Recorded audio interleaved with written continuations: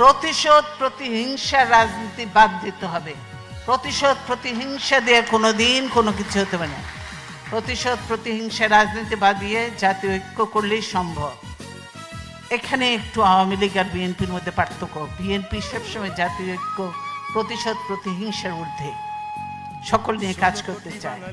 এই হাসিনা আজকে দেশের এই অবস্থার জন্য সম্পূর্ণভাবে হাসিনা দায়ী। কারণ হাসিনা, এই যে আমি শ্রদ্ধার সঙ্গে স্মরণ করব, বিশিষ্ট সাংবাদিক ছিলেন, বিবিসির সংবাদদাতা ছিলেন সিরাজুর রহমান সাহেব, তাকে আমি শ্রদ্ধার সঙ্গে স্মরণ করছি। আমি খুব ভালো মানুষ ছিলেন, মুক্তিযোদ্ধা ছিলেন সিরাজুর রহমান সাহেব। তিনি তার ইন্টারভিউ নিচ্ছিলেন এবং বলেছিলেন, আমি বাংলাদেশে যাব রাজনীতি করার জন্য নয়, প্রতিশোধ নেওয়ার জন্য। হাসিনা এই কথাটা বলেছে, উনি বলে এটা ঠিক হচ্ছে না, কিন্তু হাসিনা বলেছে আমি প্রতিশোধ নেওয়ার জন্য।